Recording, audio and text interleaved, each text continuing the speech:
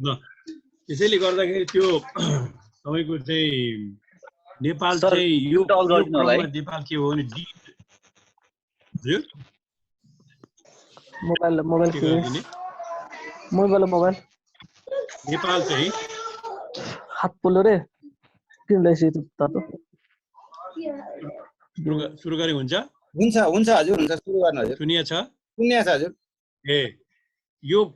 यो क्रममा चाहिँ नेपाल डिइन्डस्ट्रियलाइज भएर गयो हेर्नुस् डिइन्डस्ट्रियलाइज भनेको म्यानुफ्याक्चरिङको तपाईको चाहिँ आजभन्दा 10-11 वर्ष अगाडिसम्म टोटल जीडीपी को चाहिँ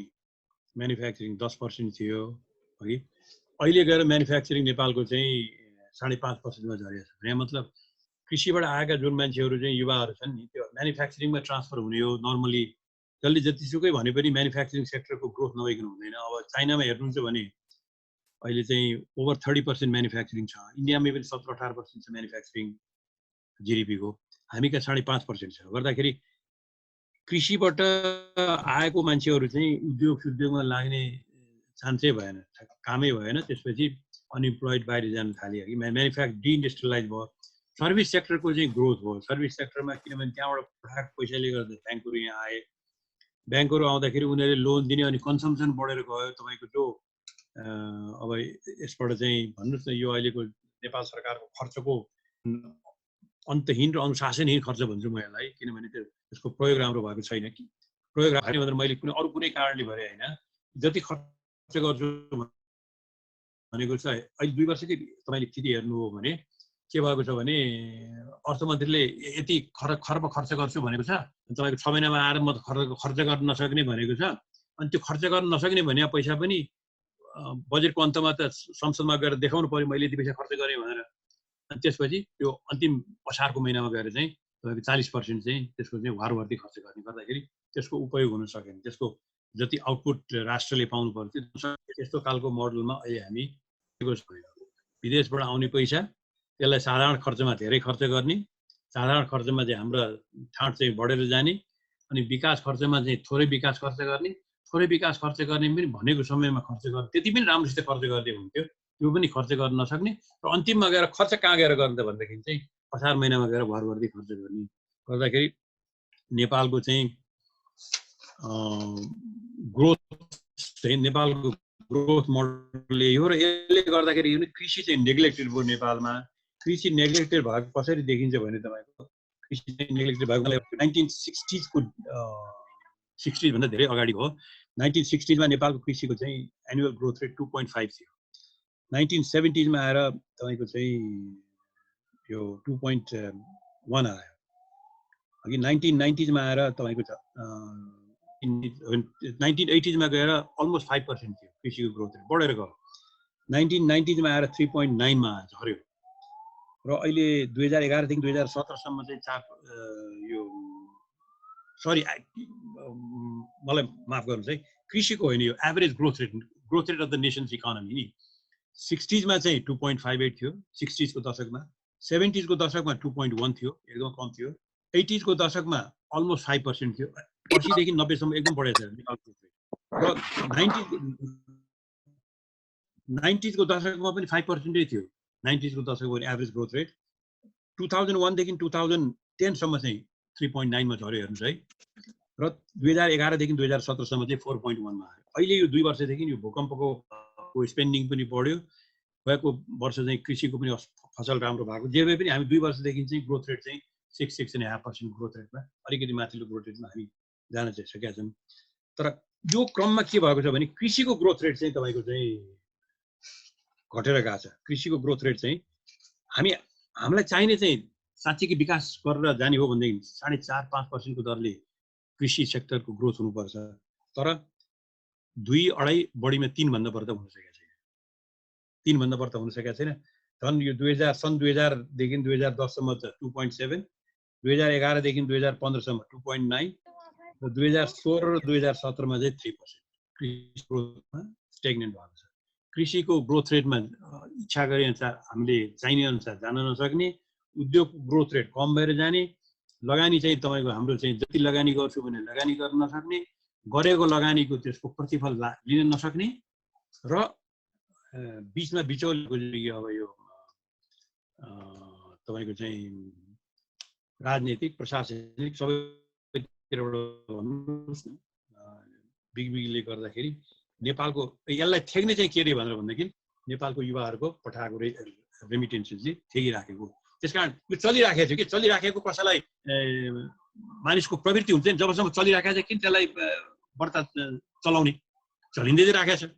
के भएको छ र अलिअलि विकास पनि भइराखेको चलिराखेको छ नि भनेर त्यो भन्ने जुन प्रवृत्ति थियो। अब अहिले आएर यो कोभिड-19 को क्राइसिसले गर्दाखेरि चाहिँ we are in a real economic crisis भने नेपालले अहिलेसम्म नेपालले इकोनोमिक क्राइसिस फेस गरेको थिएन। अब चाहिँ नेपालले इकोनोमिक क्राइसिस फेस गरेको छ। फेस गरेको मान्दै किनभने ती मान्छेहरू अब त हजारौँ नेपाली त फर्केर आइरहेका छन् नि नेपाल। आखिर त जस्तो एउटा परिवारलाई घर चाहिँदो रहेछ मानिसलाई पनि देश त चाहिन्छ, मेरो भन्ने चाहिन्छ, मेरो ठाउँ भन्ने चाहिन्छ, मेरो देश भन्ने चाहिँदो रहेछ भनेपछि जहाँ बसे पनि अब यहाँ बसेर हामी त यहाँ बिरानै भयौँ। हामीलाई एउटा डिडिटी भनेको डर्टी डेन्जरस र डिफिकल्ट काम गरेका त हो नेपालीहरू। तपाईँको म्यानेजरल पोजिसनमा हेर्नुहुन्छ भने त अहिले चाहिँ यो रेमिटेन्स भने म्यानेजरल पोजिसनमा नेपालीहरू चाहिँ 1% भन्दा पनि कम छ, 0.5% छ अहिलेसम्मले है।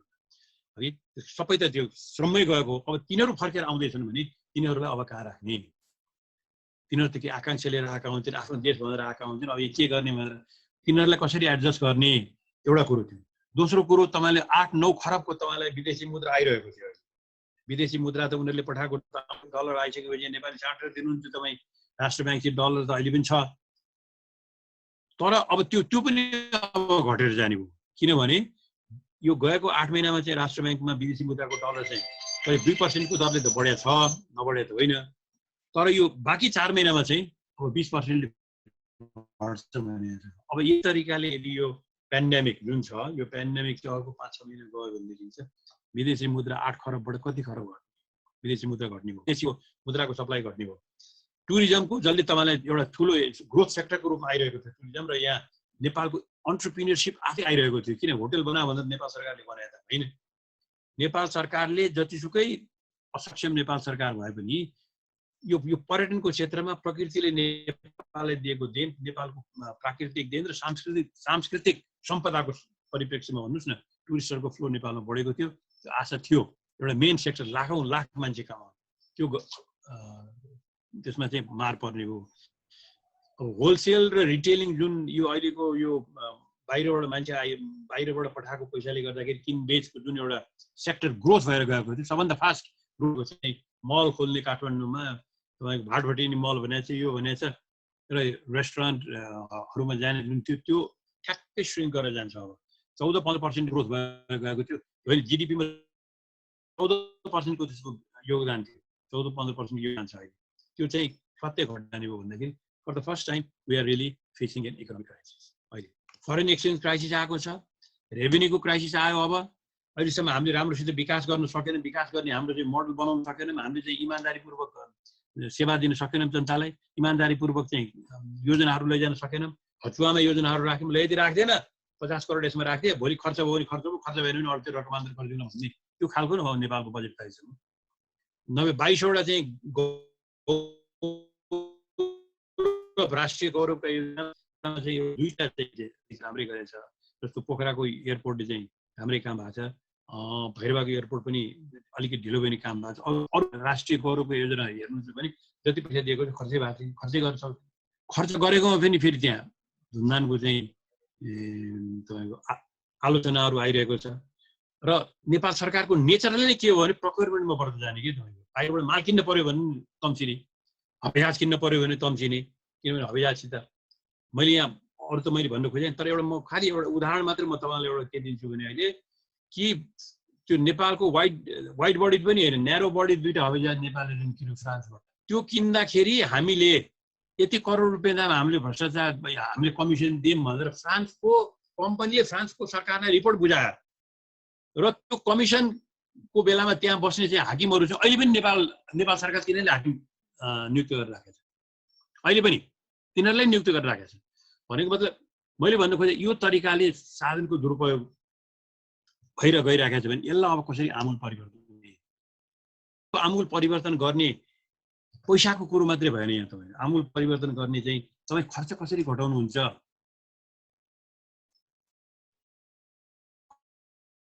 खर्चलाई भोलि तपाईँको साँच्चै तपाईँले कसरी बचाउनुहुन्छ, त्यसको लागि अनुशासन छ कि त्यसको लागि नीतिबद्धता छ कि छैन। किनभने इकोनोमिक डेभलपमेन्ट गर्ने भनेको यसको प्लेटफर्म भनेको चाहिँ प्लेटफर्म भनेको नै पोलिटिक्स। प्लेटफर्म भनेको बनाउनुहुन्छ तपाईँ, सार्वजनिक नीति नियमहरू बनाउनुहुन्छ। त्यो प्लेटफर्मलाई अब हामी साँच्चीकै चाहिँ तपाईँको सुधार गर्न तयार छ कि छैन। अहिलेको नेपालको क्राइसिस भनेको त्यही हो। हेर्नुहोस्, यसमा मैले देख्दाखेरि के भनेदेखि चाहिँ ए टाइम अफ रेकनिङ भन्छ नि। अब आलिमाली गरेर काम भएन। जस्तो चाइनामा सिद्धिन लागेको थियो देङ स्याओपिङ आएर एउटा प्याराडाइम सिफ्ट भयो। इन्डियामा 1990 मा सिद्धि नै लागेको थियो, टाटे भएको थियो। त्यो बेलामा they took in certain real hard decisions गरेर एउटा अर्को प्याराडाइम सिफ्टमा गए भने नेपालमा अबको बजेटले त्यो प्याराडाइम सिफ्टको रूपमा जान सक्छ कि सक्दैन, त्यो चाहिँ अहिले चाहिँ सबभन्दा मैले चुनौतीको कुरो चाहिँ त्यही। हेर्नुहोस्,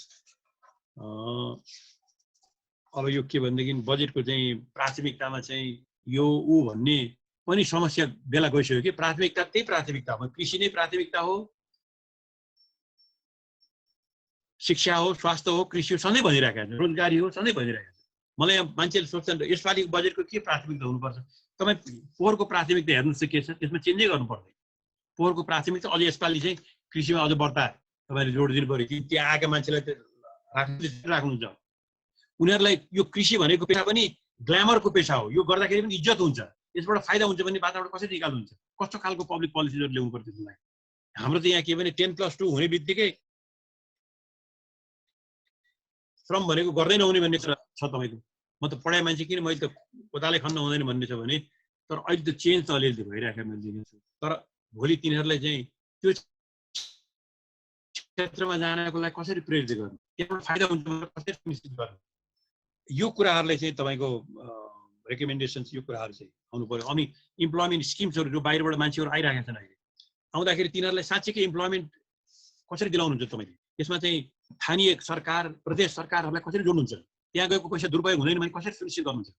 किनभने प्रधानमन्त्री रोजगार योजना भनेर त भयो नि त, घाँस सास उखालेर स्कुलको घाँस उखालेर पनि गयो भने हामीले बारम्बार पढिरहेका छौँ। अब त्यसलाई कसरी स्ट्रिमलाइन गर्ने कि केही कुरो निर्माण गर्दाखेरि चाहिँ रोजगारी दिने भनेर कसरी गर्ने भन्दाखेरि यो तपाईँको चाहिँ चुनौती छ अहिलेको बजेटलाई कि। त्यसैले बजेटको एउटा नम्बर्स छ, आफ्नो पनि नम्बर्स त आउला गर्ने, यो अहिलेको चाहिँ क्राइसिसको सन्दर्भमा कसरी अगाडि जाने भन्ने चाहिँ सबभन्दा ठुलो चुनौती छ। हेल्थ इन्फ्रास्ट्रक्चरलाई कम्प्लिटली चेन्ज गर्नु पर्यो। कोरोना भाइरसले तपाईँलाई देखिसकेका छ हामी कति कमजोर छौँ भनेर। एउटा काठमाडौँमा होला के अस्पतालमा चाहिँ भेन्टिलेटर होला, तपाईँको पश्चिमको भन्नुहोस् कि सुदूरपश्चिमका ठाउँमा कहाँ छ भेन्टिलेटर, कहाँ छ त्यहाँ कोभिड भयो भनेदेखि कहाँ छ आइसियु, कोही पनि छैन भने त्यो इन्फ्रास्ट्रक्चर कसरी बनाउने हो कि। लेबर इन्टेन्सिभ प्रोजेक्ट कसरी जाने, भोलि गएर चाहिँ कृषिको लागि भनेर अनुदान दिइराख्नु भएको छ, त्यो साँच्चीकै तलो किसानमा पुग्छ भने कसरी ग्यारेन्टी गर्ने। अहिले तपाईँहरूलाई थाहा होला, तपाईँको चाहिँ के भने कृषिको अनुदान भनेर दिएको मलाई थाहा छ एउटा व्यक्तिसम्मलाई 12 करोड 13 करोडसम्म पनि अनुदान गएको छ। किनभने हुनसक्छ पार्टीको एफिलिएसन होला अथवा कोही के होला, तर त्यसले कि साँच्चीकै तलतिर किसानमा गएको छ त साँच्चीकै त्यो 70% जसको चाहिँ जमिन चाहिँ नेपालमा चाहिँ 75 to 80% किसानहरू छन् जसको चाहिँ 20 रोपनी भन्दा कम जमिन छ नेपालको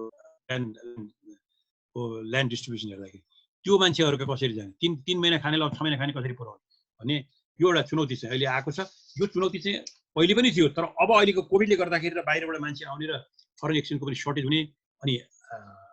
डेफिसिट पनि बढेर जाने, पहिले लिइरहेको तपाईँको जसरी पनि खर्च गरेर बाँचिन्छ, हामीलाई केही सङ्कट छैन, विदेशबाट आइरहेकै छ भनेर एउटा कम्प्लेसेन्स भन्छ नि, चुपचाप लागेर चलिरहेकै छ नि, जबसम्म चल्छ भन्ने जुन मनस्थिति थियो त्यसमा आमूल परिवर्तन गर्नको लागि चाहिँ हाम्रो चाहिँ सत्ता जो जसले शासन लिनुभएको छ उहाँहरू तयार हुनुहुन्छ कि they will have to change 180 degree. उहाँहरूको पनि आफ्नो मनस्थिति चेन्ज गर्नु पर्यो। अब त्यो चुनौती हेरेर त्यो चेन्ज गर्न तयार हुनुहुन्छ कि हुन्न त्यसमा भर पर्छ। हेर्नुहोस्, यदि अब चुनौती पनि हो, यो चुनौतीमा यसलाई चाहिँ ट्रान्सफर्मेसन गर्न सक्यो भने आएका मान्छेहरूलाई चाहिँ तपाईँले प्रेरित गरेर व्यवसायमा लगाउन सक्नुभयो भनेदेखि नसक्ने कुरा पनि छैन। तर त्यो इमान्दारी चाहिँ हुनु पर्यो र तपाईँले जति खर्च गर्नुहुन्छ भने त्यो ठाउँमा खर्च गर्ने त्यसको दुरुपयोग हुन नदिने मेरो मान्छे नभन्ने जसरी पनि राम्रो काम हुनुपर्छ भनेर जाने यो खालको तपाईँको पोलिटिकल प्लेटफर्म तपाईँले बनाएर हामीले देशले बनाएर जान सक्यौँ भने त 1-2 वर्षमा हामी फेरि तङ्ग्रेर आउन सक्छौँ होइन भनेदेखि तपाईँको चाहिँ साँच्चीकै अराजकता बढेर जाने मान्छेमा अनि तपाईँको सोसल इन्स्टेबिलिटी भएर जाने सम्भावना पनि आउँछ यो क्राइसिसले गर्दाखेरि र अराजकता र सोसल इन्स्टेबिलिटी बढेर गयो भनेदेखि तपाईँको अरू ठुला देशहरूले तपाईँलाई हस्तक्षेप गर्ने प्रत्यक्ष अप्रत्यक्ष रूपमा आफ्नो प्रभाव जमाउनु खोज्ने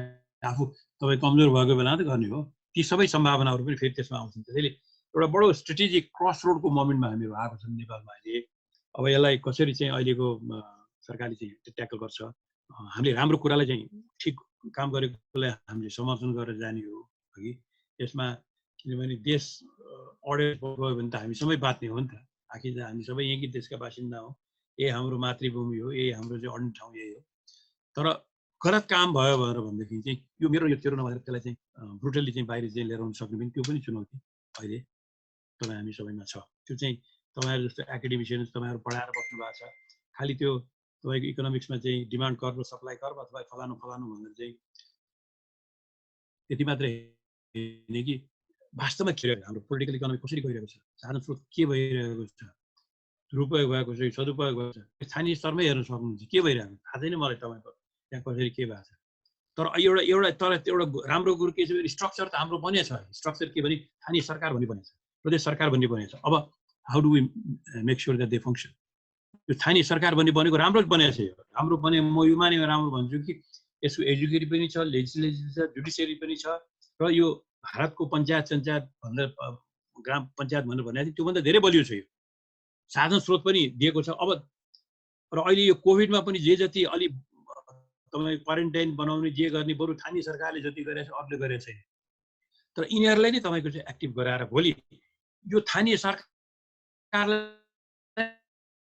अन्टरप्रिनियर किन नगराउनु अझ त्यसमा त्यो चिन्तनमा जानु पर्यो कि तपाईँको त्यो चिन्तनमा म तपाईँलाई एउटा उदाहरण म तपाईँलाई दिन्छु मेरो आफ्नो उदाहरण म 2041 सालमा अहिलेभन्दा धेरै पहिले सायद हुनसक्छ तपाईँहरू मध्ये कति त केटाकेटी हुन्थ्यो होला पढ्दै पनि हुन्थ्यो होला 2041 सालमा म अर्थमन्त्री हुँदाखेरि यो स्थानीय सरकारहरूलाई पनि त्यो बेलामा पनि यिनीहरूलाई पनि एउटा चाहिँ विकासको काममा कसरी लगाउने आफ्नो श्रममन्त्री बनाउने भनेर मेची खोलाको पुल छ नि मेची खोलाको पुल चाहिँ त्यो बेलामा बनेको थिएन अहिले सायद बन्यो भन्ने सुने 1-2 वर्ष अगाडि लोकेन्द्र बहादुर प्रधानमन्त्री हुनुहुन्थ्यो म अर्थमन्त्री थिएँ पैसा थिएन अनि मैले पनि त्यहाँको चाहिँ नगरपालिका थियो त्यो बेला नगरपालिकालाई के भने ल म तपाईँलाई पैसा दिन्छु यो पुल बनिसकेपछि त्यसमा ट्याक्स लगाउनुहोस् आउने जानेमा ट्याक्स लगाउनुहोस् त्यो ट्याक्सबाट उठेको पैसाबाट चाहिँ तपाईँ ब्याङ्कलाई पैसा तिर्नुहोस् ब्याङ्कबाट म तपाईँलाई पैसा दिलाइदिन्छु भनेर नेपाल ब्याङ्कबाट त्यो बेलामा 12 करोड रुपियाँ दाम लगानी गरेर दिलाएर र यदि तपाईँले तिर्न सक्नु भएन भने नगरपालिकाले तपाईँले यो म त सरकारी त हुने भएर तिर्न सक्नु भएन भने तपाईँलाई आउने अनुदान कटाएर म ब्याङ्कले तिर्छु है फेरि तपाईँको अनुदान आउने भनेर त्यो बेलामा सम्झौता गरेर काम सुरु हुन लाग्थ्यो त्यो बेलामा अब हामी हिँड्यौँ त्यसपछि अरू सरकारहरू त्यसपछि तपाईँको 46 सालपछिको सरकार अथवा जति अग्रगामी के आए कसैले यो गरेन तपाईँको अहिले भर्खर चाहिँ त्यो पुलमा चाहिँ 43 शिलान्यास भयो लोकेन्द्र बहादुरले पनि 43 शिलान्यास हरेक प्रधानमन्त्रीले गरे शिलान्यास उठे हिँडे अहिले बल्ल बल्ल सक्यो भन्ने सुनेको छु भने मैले भनेको मतलब स्थानीय सरकारलाई पनि तपाईँले अन्टरप्रिन्योर बनाउनु सक्नु पर्यो ल तपाईँहरू चाहिँ काम गर्नु छ भने तपाईँहरूको त्यो गाउँपालिकामा चाहिँ वनहरू छन् होइन यो पब्लिक पोलिसीको कुरा आउँछ तपाईँ गाउँपालिकामा वनहरू छन् यो तपाईँको चाहिँ सामुदायिक वनहरू छन् वनबाट पनि त फाइदा लिनु पर्यो त्यो वनबाट जडीबुटी हुनसक्छ भनेदेखि तपाईँहरू चाहिँ स्थानीय सरकारले तपाईँहरूले योजना बनाएर लिएर आउनुहोस् योजना बनाएर ल्याएर त्यसलाई चाहिँ सहयोग चाहिँ हामी नेपाल सरकारले गरिदिन्छ पैसा हामी दिलाइदिन्छौँ आफूले दिउँला अथवा ब्याङ्कबाट दिलाइदिउँला तर तपाईँहरूले पैसा तिर्नु भएन भनेदेखि चाहिँ त्यो तपाईँहरू जाने अनुदान बन्द हुन्छ भनेर यस्तो खाले जुन मोडल चाहिँ एक किसिमले चाइनामा गरेको थियो टाउन एन्ड भिलेज कमिटी भनेर त्यो तलको इकाइले नै तपाईँको लगानीकर्ताको रूपमा पनि उचालेको थियो कि यी मोडल्सहरूलाई हामीले कल्पना गरेर विचार गर्नुपर्ने अवस्था छ त्यस्तै साँच्चीकै साना किसानमा हामीले पुग्न सकेकै छैनौँ 8 रोपनी 10 रोपनी भन्दा तपाईँको चाहिँ कम जमिन भएका मान्छेलाई कसरी तिनीहरूले गर्ने यसमा मोडलहरू छन् तपाईँको डेनमार्कको मोडल छ सहकारीको मोडल त्यसमा नजिकको जमिनको स्वामित्व दिने स्वामित्व तपाईँको आफ्नै रहन्छ तर तपाईँले त्यो सहकारी बनाउनु भयो भनेदेखि भोलि गएर तपाईँले सिडदेखि लिएर सबै कुरा चाहिँ सहकारीको मार्फत आउने र तपाईँले उत्पादन गरेको चिज बेच्न सक्नु भएन भनेदेखि हामी किन्छौँ भन्ने ग्यारेन्टी दिन्छ यस्ता खालका तपाईँको गरेर साना किसानहरूलाई पनि तपाईँले जोड्ने र थुप्रै साना किसानका यस्ता समूह मिलेर साना किसानको प्रोसेसिङ उद्योगहरू खडा गर्ने किसानहरूकै स्वामित्वमा यो कन्सेप्टमा हामी तपाईँको जान सक्ने अब अहिले परिवर्तनको सन्दर्भमा यो कन्सेप्टमा हामी जानुपर्ने चिन्तन गर्नुपर्ने अवस्था आएको छ यो अहिलेसम्म चाहिँ कुरा हामी चाहिँ धेरै ठुल्ठुलो आम जनताको कुरा गऱ्यौँ तर काम चाहिँ हामीले गरेका छैनौँ अब चाहिँ यो क्राइसिसमा चाहिँ त्यतापट्टि साँच्चीकै विचार गरेर जसले आफूलाई वामपन्थी भन्छन् जसले समाजवादी भन्छन् जसले जे भन्छ तर फोकस भनेको पिपललाई लिएर जान अब तयार हुने कि हुने यो अहिले चुनौती छ बजेटको डकुमेन्ट त अर्थमन्त्रीले एउटा बनाएर ल्याउँछन् अर्थमन्त्रीले बनाएर ल्याएपछि के यस भनेर कसैले हेर्दैनन् तपाईँहरूले पनि हेर्नुहुन्न पोहोर के भनेको थियो भनेर हेर्नुहोस् त पोहोरको वर्ष भने काम कति गर्यो भनेर सोध्ने हाम्रो सिस्टम छैन त्यसको लागि चाहिँ कुन मन्त्रालयको मन्त्री सफल असफल भन्ने सिस्टम छैन उनीहरूले पोहोरको कुरा बिर्सिन्छौँ यसपालि के को प्राथमिकता भनेर भन्छ त्यो कृषि भन्यो यो भन्यो ऊ भन्यो बजेट चाहिँ रेलेभेन्स बजेटको रेलेभेन्स नै घुमेर जान लागेको छ त्यसकारण अहिलेको नेपालमा जुन क्राइसिस आएको छ यो डिफाइनिङ क्राइसिस हो यो क्राइसिसमा जसरी इन्डियामा आएको क्राइसिसमा एउटा डिरेक्सन सिफ्टै गर्यो मोडलै सिफ्ट गर्यो चाइनामा जसरी मोडलै सिफ्ट गर्यो नेपालमा अहिले त्यो मोडल सिफ्ट गर्ने त्यस्तो खालको चाहिँ तपाईँ राजनीतिक नेतृत्व मैले राजनीतिक नेतृत्व भने किनभने आखिर गर्ने काम चाहिँ अर्थशास्त्री भन्दा पनि गर्ने त जो सत्तामा बसेका छन् जो जनताले पठाएका प्रतिनिधि भएर आएका छन् जसले बाचा गरेर हुन्छु भनेर आएका छन् जसले राजनीतिक वैधानिकता पाए उनीहरूको चुनौती उनीहरूलाई राम्रो काम गरेकोलाई भने काम तर गलत काम गर्यो भनेदेखि त्यसमा खुट्टा बजाएर विरोध गर्ने काम पनि तपाईँ हाम्रो चेतनशील वर्ग हो म यतिमै अहिले रोक्यौँ अघि अरू साथीहरूको केही कुरा छ भनेदेखि सुरु